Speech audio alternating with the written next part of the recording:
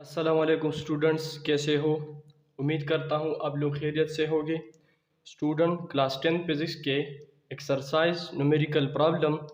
तो problem number 1, a mass hung from a spring vibrato 15 time and 12 second, calculate the frequency and period of the vibration. एक मास है, इसको हमने attach किया है एक स्प्रिंग के साथ। ये एक स्प्रिंग मास सिस्टम है और इसकी जो वाइब्रेशंस है, मतलब ये 12 सेकंड में तकरीबन 15 वाइब्रेशनों कंप्लीट करता है। तो हमने इसके लिए टाइम पीरियड निकालना है और फ्रीक्वेंसी। तो टाइम रिक्वायर्ड है, फ्रीक्वेंसी बी रिक्वायर्ड है और गिवन वैल्यू है नंबर ऑफ साइकिल या नंबर ऑफ वाइब्रेशन बराबर है 15 के। और इसके लिए जो टाइम है, इन 15 वाइब्रेशन के लिए जो टाइम है स्प्रिंग मास सिस्टम का, वो बराबर है 12 सेकेंड के। वो बराबर है 12 सेकेंड की। तो हमने फाइंड करना है टाइम पीरियड और फ्रीक्वेंसी। तो हम जानते हैं कि फ्रीक्वेंसी बराबर है number of cycle divided by time की। तो यहाँ पर नंबर ऑफ साइकिल कितने हैं? 15। और टाइम कितना है? मतलब ये 12 सेकंड में 15 साइकिल कंप्लीट करता है।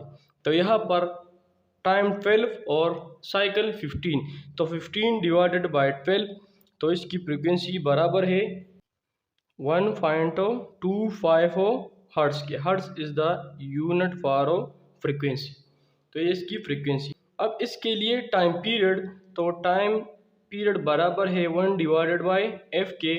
तो टी बराबर 1 डिवाइडेड बाय एफ हो, तो एफ की वैल्यू है 1.25। तो टी बराबर 1 डिवाइडेड बाय 1.25 बराबर है 0.8 सेकंड के। Problem number 2, a spring required a force of 100 Newton to compress it to a displacement of 4 centimeter. What is its spring constant? यहाँ पर ये एक स्प्रिंग मास सिस्टम है और इस स्प्रिंग को हमने कंप्रेस किया। हमने इसको कंप्रेस किया by applying a force of 100 Newton. By applying a force of 100 Newton, इस स्प्रिंग को हमने कंप्रेस किया bye displacement of 4 centimetre from mean point.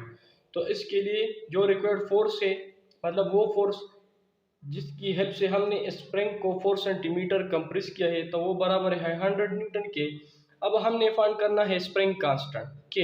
हमने स्प्रिंग कांस्टेंट को फाइंड करना है। तो यहाँ पर फोर्स गिवन है 100 न्यूटन के बराबर है, और हमने बॉडी को डिस्प्लेस किया है 4 सेंटीमीटर। तो हमने फाइंड करना है स्प्रिंग कांस्टेंट के। अब यहाँ पर ये 4 सेंटीमीटर है, एक डिस्प्लेसमेंट 4 सेंटीमीटर है। तो centimetre is not the SI base unit of displacement. The SI unit of displacement is metre. तो यहाँ पर हमने इसको कन्वर्ट करना है मीटर में। तो हम जानते हैं कि 1 मीटर बराबर है 100 सेंटीमीटर के। इसी तरह मैं इसको इस तरह भी लिख सकता हूँ कि 1 metre is equal to 100 multiply 1 centimetre की। तो अब यहाँ पर ये 1 सेंटीमीटर बराबर है 1 सेंटीमीटर बराबर है 1 डिवाइडेड बाय 100 मीटर की। तो यहाँ पर इस सेंटीमीटर की जगह पर मैंने पुट करना है 1 डिवाइडेड बाय 100। तो x बराबर 4 और सेंटीमीटर की जगह पर डिवाइडेड बाय 100 मीटर। तो ये बराबर है 0.04 मीटर के। तो डिस्प्लेसमेंट बराबर 0.04 मीटर की। फ्रॉम हुक्स लॉ के फोर्स बराबर है के एक्स। ठीक है, रिस्टोरिंग फोर्स बराबर है के एक्स के। यहाँ पर के कांस्टेंट है, स्प्रिंग कांस्टेंट, और एक्स और डिस्प्लेसमेंट है। तो हमने फाइंड करना है के। तो के अपनी जगह पर, तो ये एफ डिवाइडेड बाय एक्स। तो एफ बराबर है 100 न्यूटन के और डिस्प्लेसमेंट कितना है 0.04 मीटर के।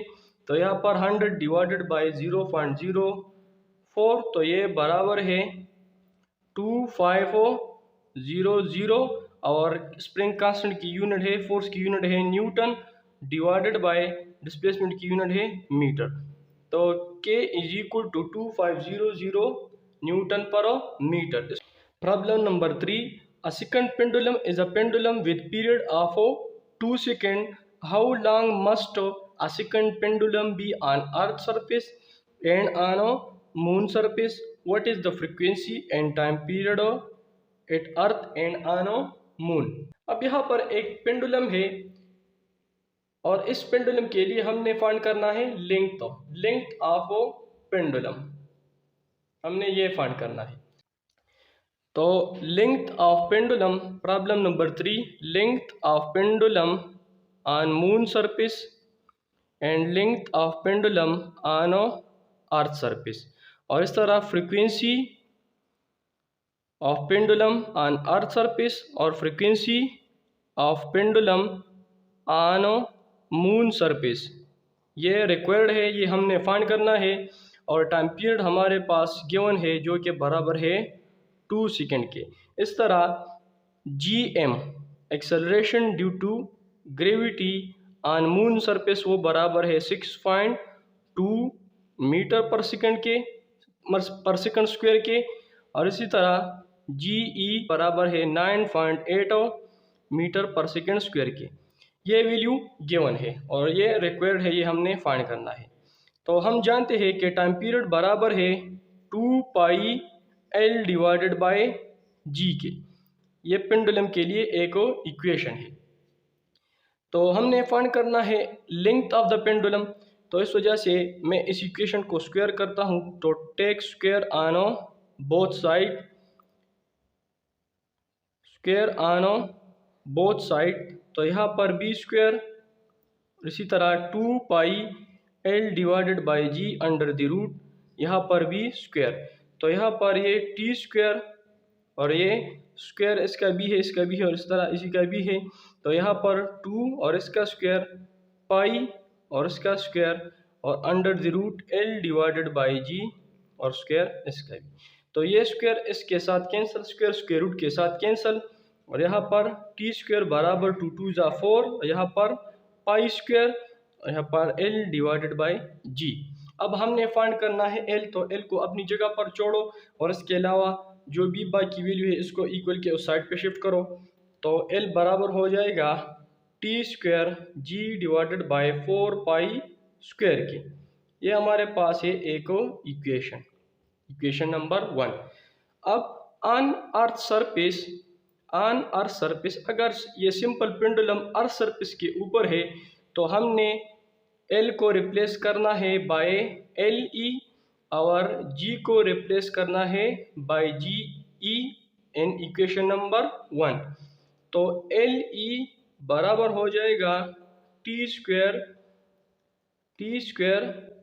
GE divided by 4 pi square के। अब T बराबर है, टाइम पीरियड बराबर है 2 सेकंड के। इस तरह GE की वैल्यू बराबर है 9.8 मीटर पर सेकंड स्क्वायर के और पाई जो है ये कांस्टेंट है और इसकी वैल्यू अप्रोक्सीमेटली बराबर है 3.14 की। तो putting the value in this equation, तो LE बराबर यहाँ पर 2 स्क्वायर मल्टीप्लाई 9.8 डिवाइडेड बाय 4 और 3.14 स्क्वायर। तो LE बराबर हो जाएगा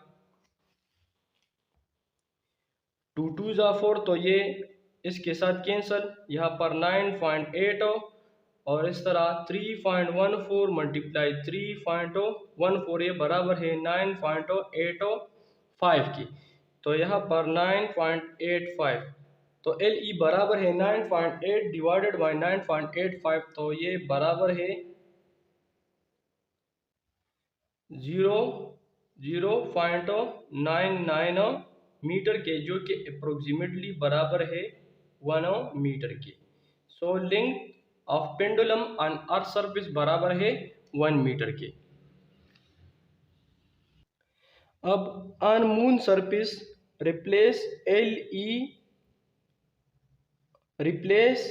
L by LM and G by GM in this equation number 1।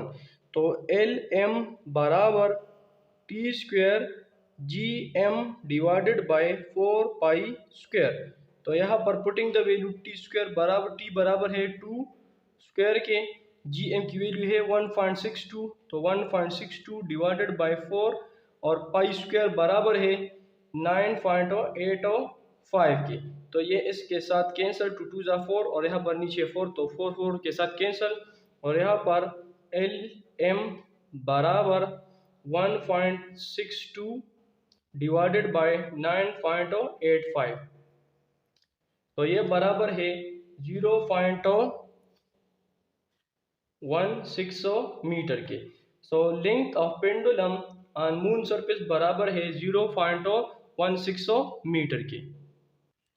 अब हमने एफ ई और एफ एम फाइंड करना है, frequency for pendulum on earth surface and on moon surface. तो यहाँ पर एफ ई बराबर है 1 डिवाइडेड बाई टी और टी बराबर है 2 सेकंड के, तो 2, तो F E frequency of pendulum on earth surface बराबर है 1 डिवाइडेड बाई 2, तो ये 0.54 हर्ट्ज के। इसी तरह एफ एम बराबर है 1 डिवाइडेड बाई 2, तो ये भी बराबर है 0.54 हर्ट्ज के। तो ये frequency for pendulum on moon surface, और इस तरह ये on earth surface. Problem number 4, calculate the period and frequency of a propeller on plane if it complete 250 cycle in a 5 second. Propeller simple mean rotating wings or rotating blades, इस तरह एक rotating blades की तरह होता है propeller, ठीक है।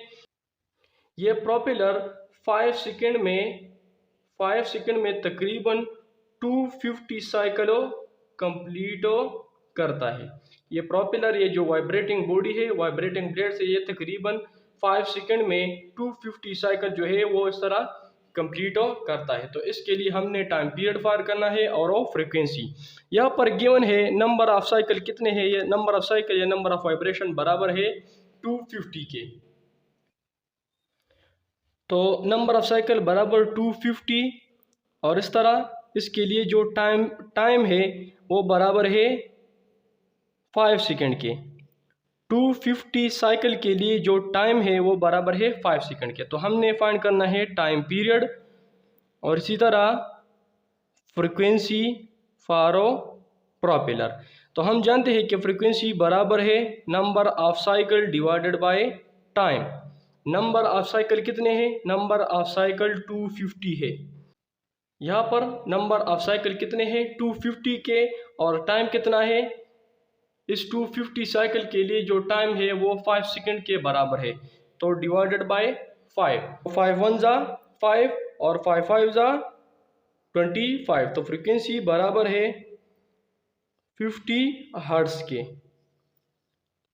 अब हमने टाइम पीरियड फाइंड करना है, तो टाइम पीरियड बराबर है 1 डिवाइडेड बाय एफ के। तो T is equal to 1 divided by F. F कितना है 50 हर्ट्ज है। टी बराबर 1 डिवाइडेड बाई 50 और 1 डिवाइड बाई 50 बराबर है 0.02 सेकंड के।